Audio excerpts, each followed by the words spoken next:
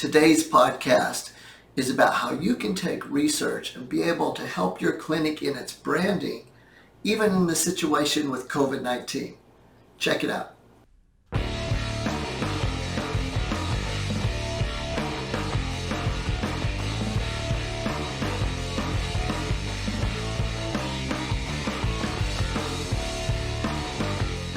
Hi, this is Doug Grant. Welcome to another podcast of health professional success. Today's podcast is going to be a little bit different.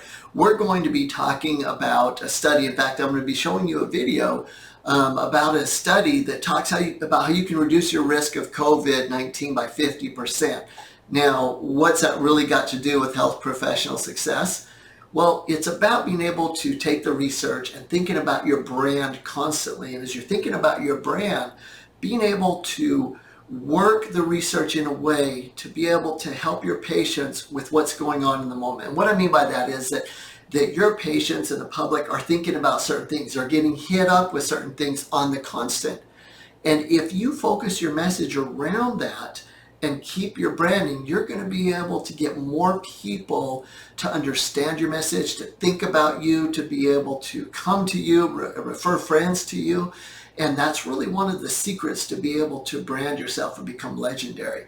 So let's talk about it for a second. There's a new study that came out that talks about doing something that can reduce your risk of COVID-19 by more than 50%. And it isn't about taking vitamin C, vitamin D, creatine nitrate, or all these things that we know is a big help, right?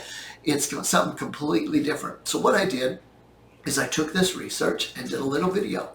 And in that video, it talks about the ability to reduce your risk by 50%, and how masks, which is a big target now, right? That even if you're pro-mask, then the percentage is less than 1% benefit, but let's say it's 10%. So that people that feel that it's more beneficial, based on the research, there's no argument, right? If you say at least helps by 10%, then you know that you're really in the realm of out there that very few people should argue that, at least the ones that are reading the research. And so I'm talking about masks. That's on everyone's mind, right? And I'm not saying I'm pro or against them. I'm just saying here's the research. And then I'm going to go to this research study that shows that you can do this one thing to give you a 50% better chance of not getting COVID. In other words, much higher percent chance of not getting COVID-19 than, the whole mask concept. So what we've done with this video is talked about something that's out in the public, masks and COVID, with everyone, but found a way to brand it to the message. In my case, the message being digestion and the need to eat more raw foods and those things. So check out this video, and then we'll discuss ways for you to brand in your clinic so you can become legendary. Do you take antacids or acid blockers, things like Rolaids, Pepcid AZ, or Zantac?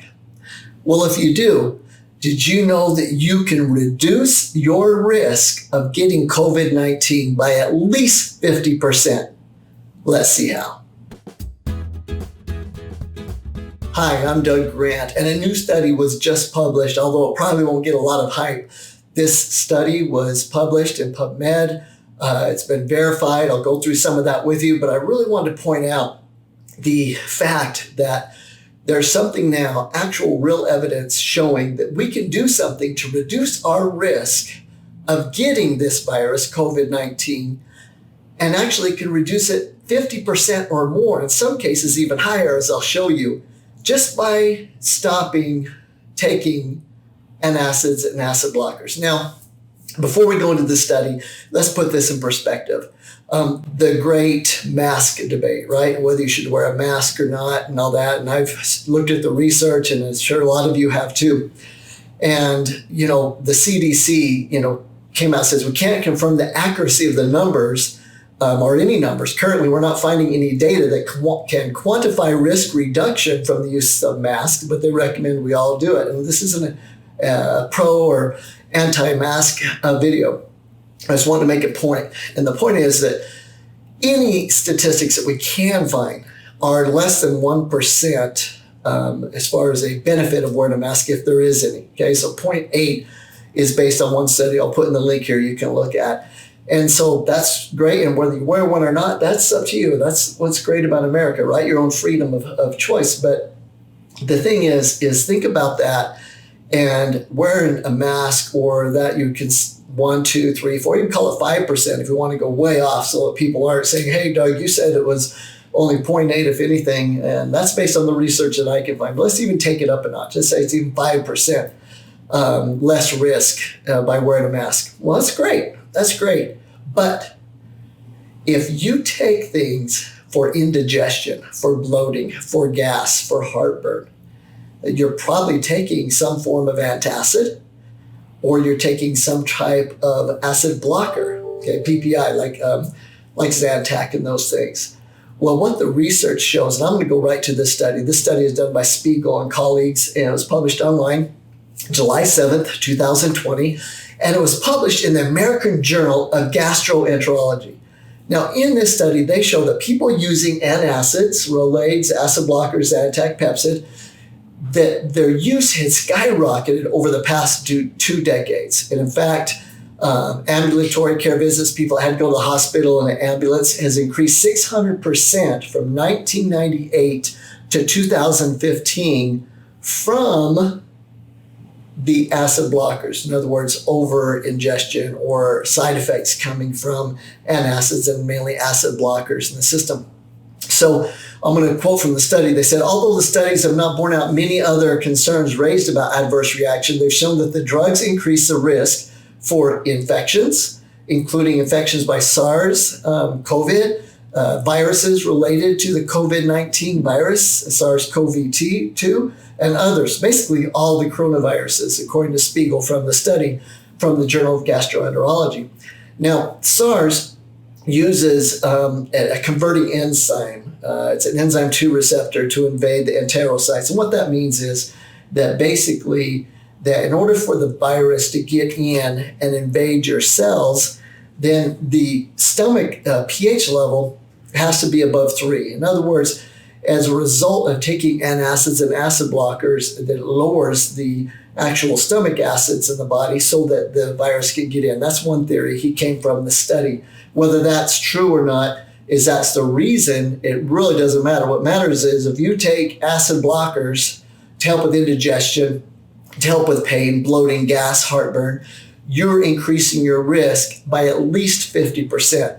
Now, the study was really good because I love looking at why studies are done and make sure that they are adjusting for different factors, so it's not something else, cause versus the effect. They adjusted in this study for based on age, race, ethnicity, education, marital status, household income, body mass index, smoking, alcohol consumption, the region where you live, insurance status, irritable bowel syndrome, celiac disease, gastroesophageal reflux disease, cirrhosis of the liver, Crohn's disease, diabetes. So basically, they checked all these factors and made sure there really was the fact that if you take antacids or acid blockers, that's increasing your risk of getting COVID-19 by at least 50%. That's crazy. Now, here's when I say at least 50%, what that means, because basically, if you take an antacid or acid blocker daily, and you have a 50% greater chance of getting COVID-19. Now, if you take them twice daily, so if you take something in the morning and later on in the day, you are 4 times as likely to have tested positive for the disease based on the study. 4 times as likely, 400%, 4 times as likely. That is crazy, all because you're taking acid blockers. So we're going around trying to do everything we can. And whether you're social distancing, you're wearing a mask, you're doing whatever you can personally, washing your hands, good idea. Everything you're doing to be able to lower your risk. We now know you can lower it at a minimum 50%.